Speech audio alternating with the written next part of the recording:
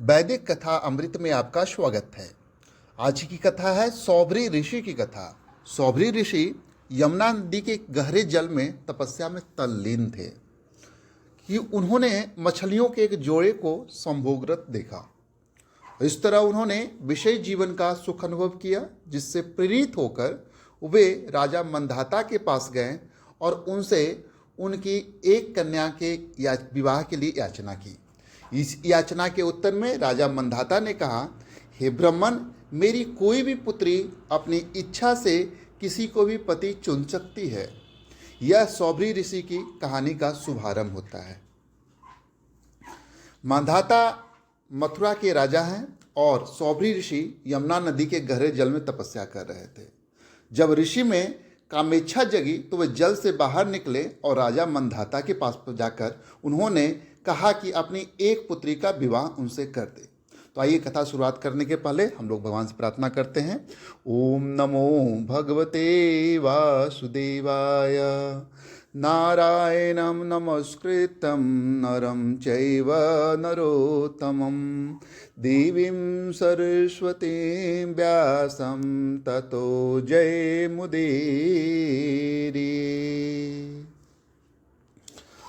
जब राजा मंधाता ने उनसे ये कहा कि मेरी हर पुत्री जो है अपनी इच्छा से पति चुन सकती है, तो अब सौभरी मुनि सोचने लगे कि मैं वृद्धावस्था के कारण अब निर्बल हो गया हूँ।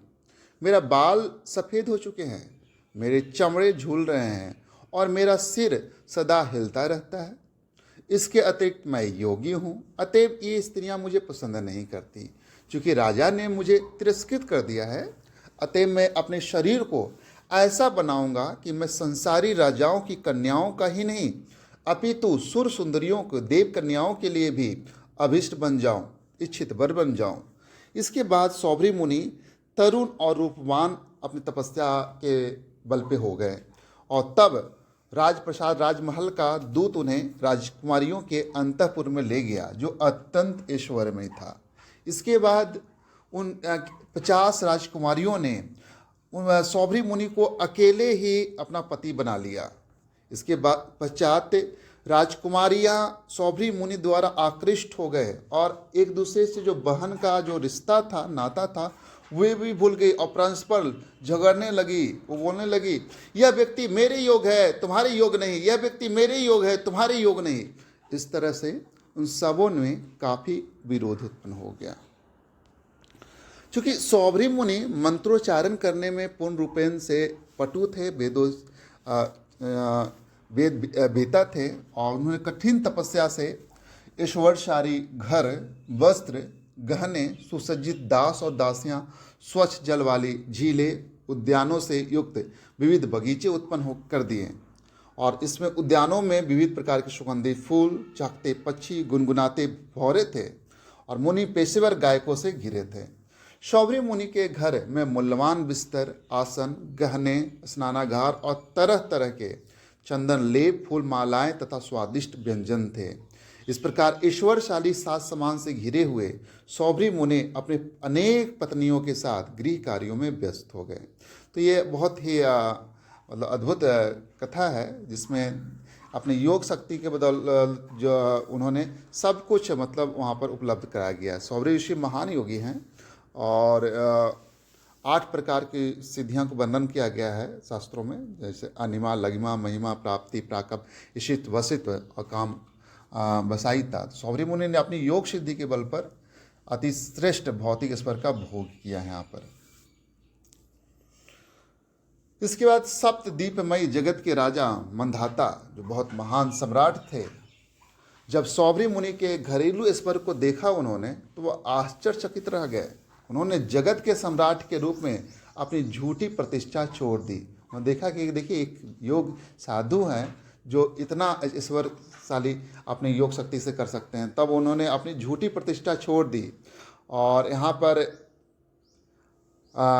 यह मतलब उनका विचित्र अनुभव है कि संपूर्ण जगत के सम्राट ने सौभरी मुनि के स्वर को देखकर भौतिक सुखों में अपने आप को पराजित अनुभव किया।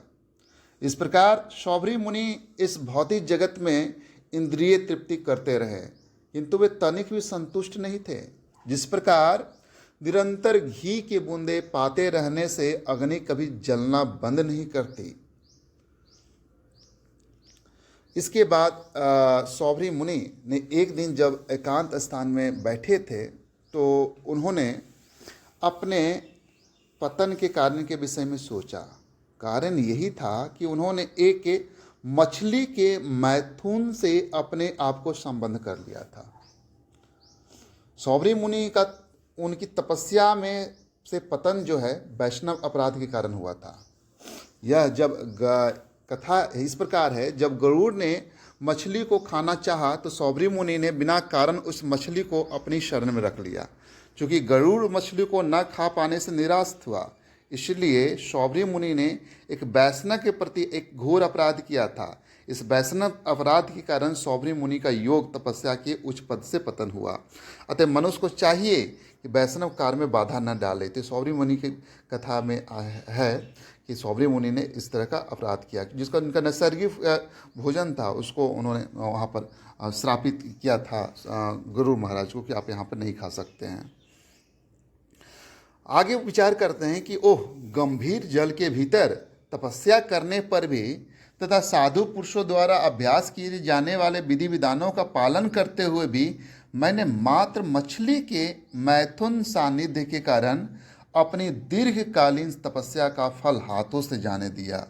हर एक को इस पतन को देखकर इससे सीख लेनी चाहिए।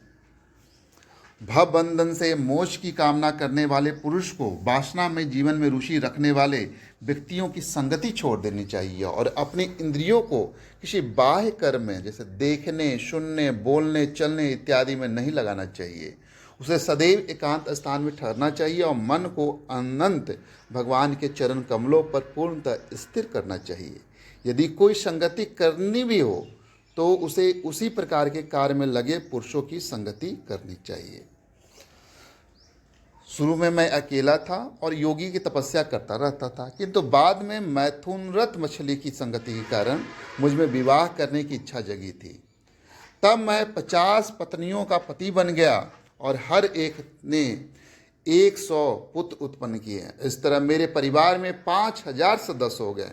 प्रकृति के गुणों से प्रभावित होकर मेरा पतन हुआ और मैंने सोचा कि भौतिक जीवन से मैं सुखी रहूँगा। इस तरह इस जीवन तथा अगले जीवन में भोग के लिए मेरी इच्छाओं का कोई अंत नहीं है। इस तरह उसने कुछ काल तक घरेलू कार्यों में अपना जीवन बिताया, लेकिन बाद में वह भौतिक भोग से विरक्त हो गए। सौभरी मुनि उन्होंने भौतिक संगति का परित्याग करने के लिए वानप्रस्थ आश्रम ग्रहण किया और फिर वह जंगल चले गए। पति प्रायण पत्नियों ने उनका अनुसरण किया, क्योंकि अपने पति के अतिरिक्त उनका कोई आश्रय न था। जब आत्मान सौभरी मुनि जंगल में चले गए तो उन्होंने कठोर तपस्याएं की। इस तरह अनंत मृत्यु के समय उन्होंने अग्नि में स्वयं को भगवान की सेवा में लगा दिया। यहाँ पर सुखदेव गोस्वामी राजा परीक्षित से बोलते हैं भागवत पुराण में कि अपने पति को आध्यात्मिक जगत की ओर प्रगति करते देखकर सौभरी मुनि की पत्नियां भी मुनि की आध्यात्मिक शक्ति से वैकुंठ लोक में प्रवेश करने में समर्थ हुई। जिस तरह अग्नि बुझाने पर अग्नि की ज्वालाएं शमित हो जाती है। ये कथा सौभरी मुनि का ये प्रेरणास्पद कथा है, इससे हमें शिक्षा लेनी चाहिए। हरे कृष्णा।